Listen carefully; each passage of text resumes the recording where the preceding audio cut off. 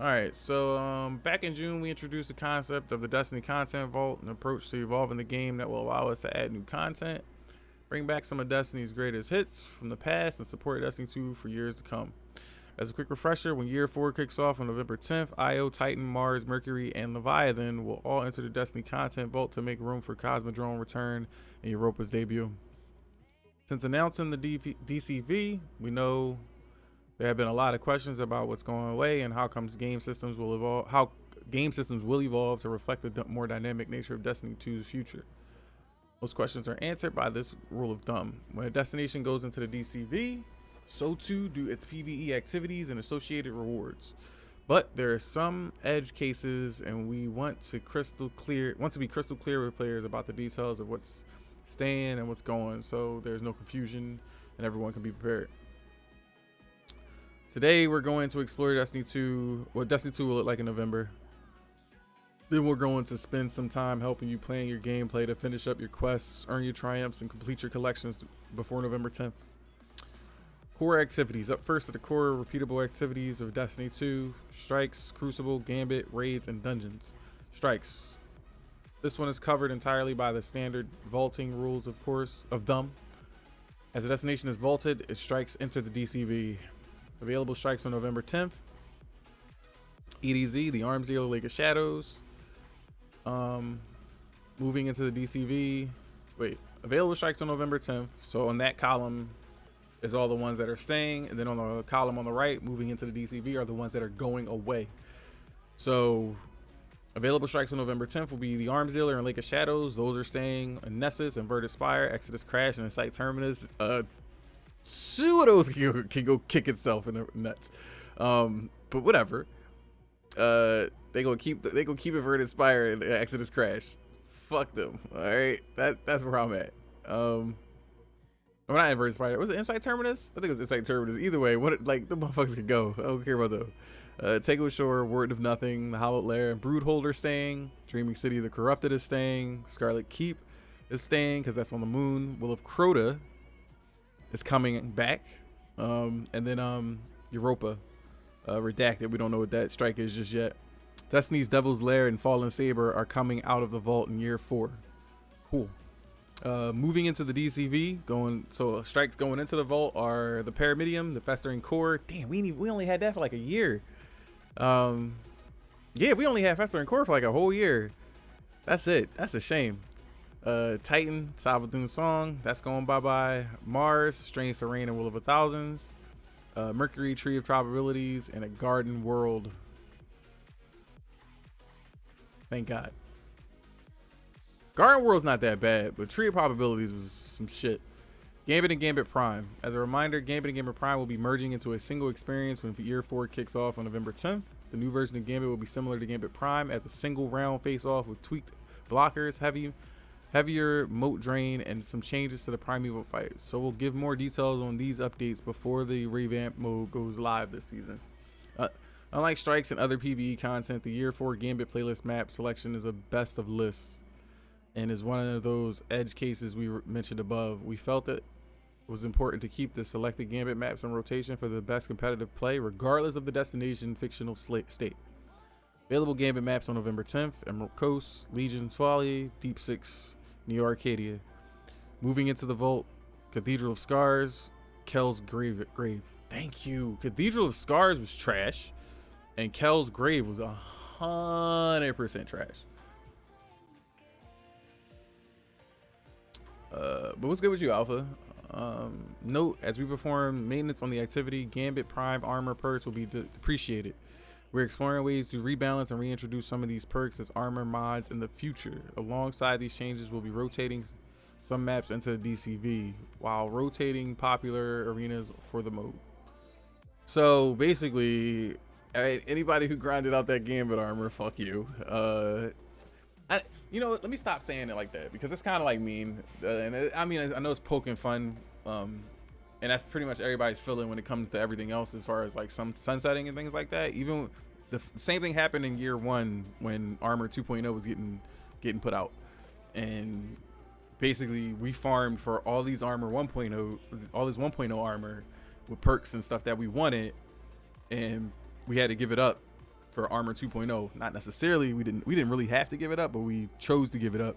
You had a choice: give it up and move on to Armor 2.0 completely, or hold it and then move on to Armor 2.0. Not a lot of people realize Armor 1.0 is still good to this day in regards to being a placeholder for some stats, or just having better perks in general. Like if you had a god roll of an Armor 1.0 piece, or a piece of 1.0 armor, I mean, like you were set. Even today, like to today's standards, that piece of armor could still be put into play based off of what perks you had, what your needs are. So a lot of people don't see that anymore. They just see it as like, we had to get rid of all that shit. So like, I know I'm poking at people and I say like it's a kick in the face, and it's not. Like the game keeps constantly evolving, the loot keeps evolving, and the point of it is for us to get new shit. So it's not necessary. It's a kick. If you want to look at it as a kick in the face, it is a kick in the face to every single player out there, but not really. Like it's just your perception of, you know, taking it as a kick in the face. But anyway, rant over. Soapbox put away. Crucible, like Gambit, the new Crucible Mass playlist will be curated best of mix, and will be pulled from both Destiny 1 and 2's legacy. Here's a look at the planned rotation in year 4, as well as the maps being vaulted. Available PvP on November 10th. Bannerfall, Exodus Blue, Rested Lands, and Twilight Gap. Those are from Destiny. Destiny 2's pretty much the entirety of the fucking D2 list. And then what's getting put away? Meltdown, Solitude, Retribution, The Citadel, Emperor's Respite, Equinox, Eternity, Firebase Echo, Gambler's Ruin, Legion's Gulch, and Bostock.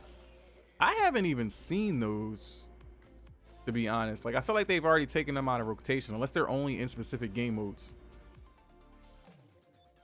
Like and to be 100%, I like the Emperor's Respite. That's one of my favorite maps, to be honest. Like I like the layout of it. You don't see it. Like I wish it was in Control a little bit more. I think that'd be pretty fun. It is a bigger map, if I'm not mistaken. Might be a little too squished for 6v6. As year 4 starts, we are also taking the opportunity to focus the Crucible experience by reducing the number of PvP playlists and modes to those that receive the most play. This will increase the matchmaking pools for the remaining playlists and make it easier to find matches with better connections. We have a full preview of changes later this season, Crucible changes later this season, but here's a preview of the modes that will be active and modes that will be transitioning into the DCV. Okay, so I'm gonna make a video this weekend with this, talking about all this, because this is what I wanted. And it's funny, I just said this the other day, like I don't feel like there's any information in these TWABs recently that have been worth me putting in some effort. And I feel like that's just the wrong way to say it, but I just didn't have the inspiration to do it. So that's what I mean by putting in the effort. I just didn't have the inspiration to want to create a new video for the TWAB. But I guess so now. Available PvP, even though I'm going over it today. Available PvP modes on November 10th. Rumble, Clash, Control, Iron Banner, Control, Elimination, Trials of Osiris, Showdown, Survival, Mayhem, Clash. Expect Momentum, Control, and Scorch to return from the DCV at some time during year 4. No! They're putting them away! Fuck doubles. Breakthrough, Lockdown, Countdown, Supremacy. Supremacy I'm sad about. Momentum, Control I'm sad about. The rest of them, they can go. Scorch was aight, but it's just a bunch of hectic. Trials of Osiris note. In case it's not clear from the note above, the Trials of Osiris experience is not impacted by other content moving into the DCV this year. The Lighthouse will continue to be available to those who are able to complete a flawless passage. Raids and dungeons. No dungeons will be rotating into the DCV this November, as all dungeons hosting destinations will remain active in the game during year 4. Note, the Prophecies dungeon will become temporarily unavailable for a brief period to allow our team to make a necessary technical update. Expect details on dates and timing soon. Available dungeons November 10th, Shattered Throne, Pit of Heresy, and Prophecy. Thank you. Because they were talking about it being unavailable, and it made it sound like it was going away at the beginning of like it was going away completely because of lore. It made it sound like that, but it wasn't. So that's good. They clarified that. Like strikes, raids follow the simple vaulting rule. As a destination enters DCV, so do its raids. It doesn't get more plain text than this. Like, this is not, I don't, if you read too deep into this, I don't know what to tell you. Like, you overdoing it. It is very clear. It states it, available November 10th, redacted. That's our new raid. Last Wish, Garden of Salvation. Those will be here. Those will be the raids that we have available to us. Everything going away in the vault, getting put in the vault is Leviathan, Eater of Worlds, Spire, Scourge of the Past, and Crown of Sorrow. Those 5 are going away. Everything involving the Leviathan, Scourge of the Past, and that's it. We're gonna have 3 raids available to us. And the crazy part is we're gonna have 3 long ass raids available to us, because Garden is kind of long. I give it, like, it's a little bit travel, like, it's not too much travel wise, but it's a little long. Dreaming City is a little long. How many bosses does Garden have technically? Scott, first encounter, second encounter, third encounter, fourth encounter. It's got 4 encounters. Last Wish has 6. So I mean, that's still a lot. Like, and then the amount of space you got to go in between them, that's a decent chunk, as opposed to like 2 encounters that all the other raids really have. Like, I mean, Scourge has technically, yeah, Scourge has 2. I don't count the Sparrow thing. Like, that's a section that you got, a challenge you got to get through, but it's not an encounter, in my opinion. Crown of Sorrow, same deal, 2 encounters. Technically 3, because when you get to the final one, when you get to the boss room, the final boss room, you got to do 1 part unlocking it, and then the final part is to actually kill the boss. Same as Scourge of the Past. Like, you got the first encounter, open the thing, get in, go through this section, get to the Sparrow part, open that up, get the puzzle. You got first puzzle encounter, second puzzle encounter, and then you got the actual boss fight, which was unlock the boss and then actually fight the boss. Eater of Worlds, same shit. First puzzle section, second puzzle section, unlock the boss, and then fuck the boss up. My air conditioner's doing that thing again. I'm sorry.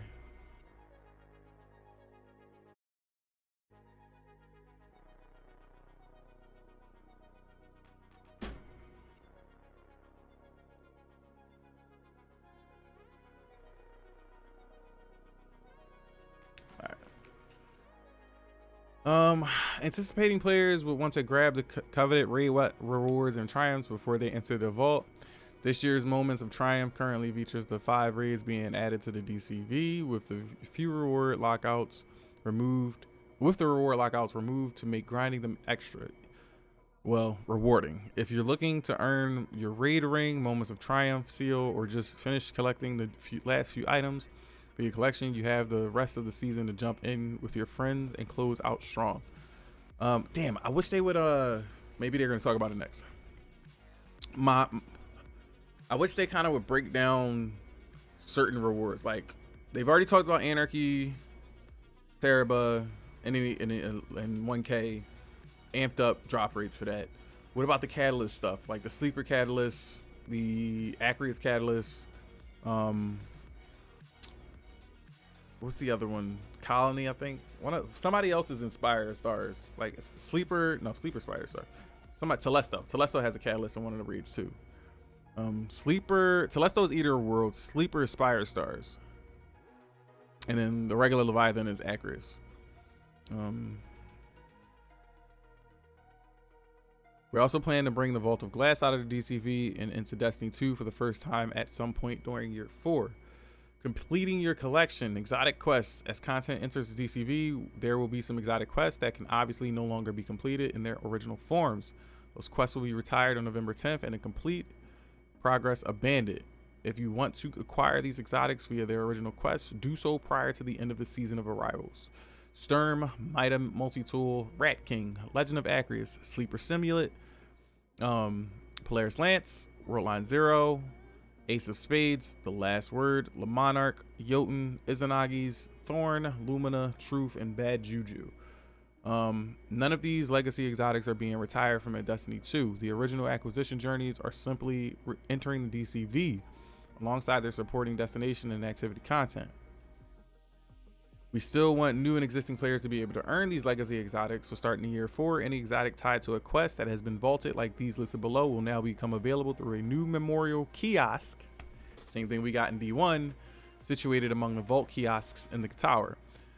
We'll have more information later this season on how the exotic archive works and how to earn any exotics that you don't get your hands on before year 4.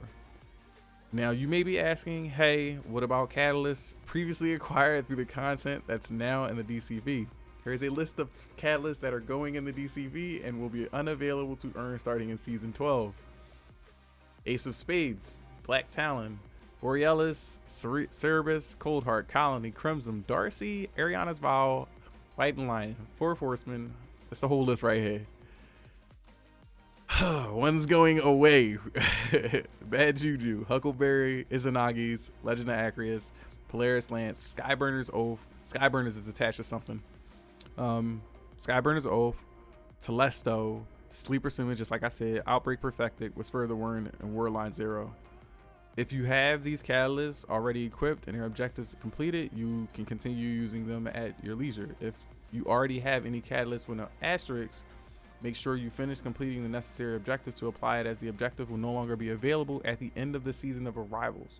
All these catalysts will come out of the vault and be made available with new objectives if need in the future. But you still didn't answer my question. What goes away when a destination is vaulted? I like how they're being funny with that one, right? When a destination enters the DCV, its PvE content will no longer be available explicitly. This includes their unique story missions, cinematics, strikes, raids, dungeons, all detailed above, adventures, secret missions, vendors and associated bounties, destination specific patrols, collectibles and scannables, destination specific activities. Examples are Mercury's Forge, Mars Escalation, Protocol.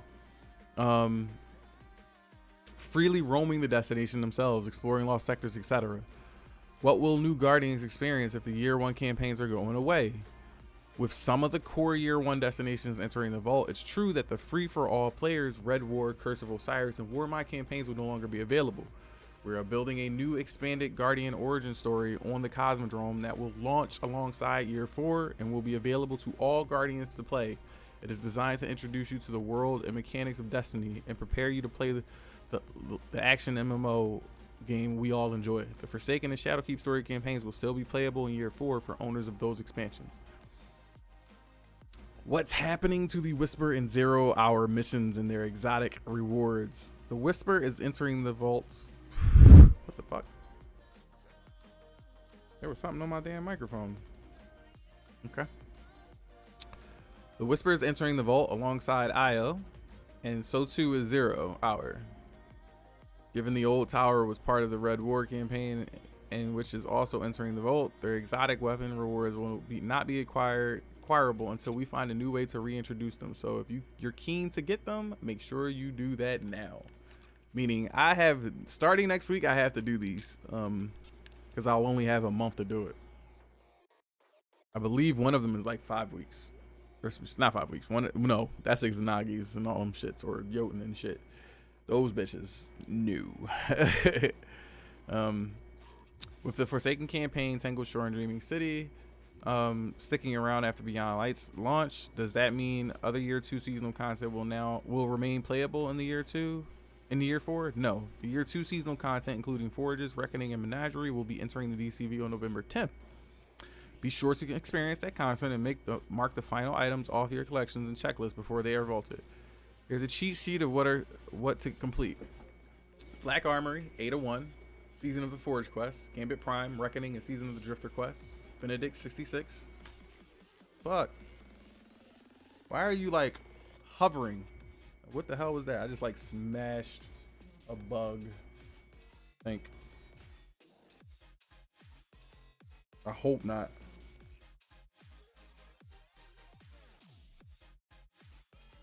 Little gnat situation that happens in here. Like there's always a gnat, always somehow gets in the room.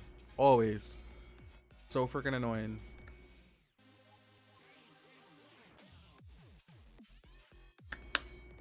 They get attracted to all the damn light. Alright. Benedict 66, Warner 99, and 9940, Menagerie and Season of Opulence quests, Pinnacle and Pursuit weapons quests. Note these weapons will receive an alternate acquisition method. More details to come later. We have no doubt that you'll have more questions on what's coming and going this fall. We'll be sharing more updates, and Destiny player support will always have the latest updates available in our help archives. Here is a link to our DPS article and shares more details on the DCV. Then they got talk about the fashion show stuff, and I'm pretty sure the movie of the week is gonna come up in a minute. Prime Gaming is available now. You know, Twitch has changed their changed the naming for marketing. Twitch Prime is no longer known as Twitch Prime, it is known as Prime Gaming. So now all of the rewards that you can receive through Twitch and Amazon is now on there. So make sure you get that stuff if you have it linked up. You get yourself a free emote, free ghost shell, free sparrow, and a free legendary ship. So that's the sparrow, and that's the ship. That's the ghost shell, and that's your emote. Pardon our dust. All right, here they go. This is their report. Our team is tracking new issues as well as updating fixes. Solstice bounties. Today's hotfix 2.9.1.3. We resolved an issue where weekly and repeatable Solstice of Heroes bounties did not grant Bright Dust rewards upon completion. Solstice bounties will now award the following amounts of Bright Dust on completion alongside their other rewards. Weekly 200 Bright Dust per bounty, and then repeatable bounties 10 per bounty. We are currently investigating a solution for players who missed out on Bright Dust rewards from bounty completions prior to the hotfix, and will be granting Bright Dust to affected players in the near future. I hope so. Means to an end. They fixed an issue with that, causing a weekly means to an end quest to be deleted. They spoke on that in the patch notes. Obviously, they're just talking about a little bit more here. In EAZ weeklies, earlier this week, we disabled the EAZ weekly challenges due to an issue preventing players from receiving powerful rewards upon completion. This issue should now be resolved, and EAZ weekly changes should be re-enabled. All right, known issues. The armor glows on Magnificent Solstice armor sets and ornaments are less intense than intended. Upgrading the Majestic to the Magnificent Solstice armor set can result in a slight power level reduction. The Hunter Solstice chest creates a gap at the waist of the female model. The Solstice glow on male hunters aren't aligned to the knees, and the renewed Solstice Triumph incorrectly states it unlocks after earning a Majestic Solstice set, when it actually requires a Magnificent Solstice set. Okay,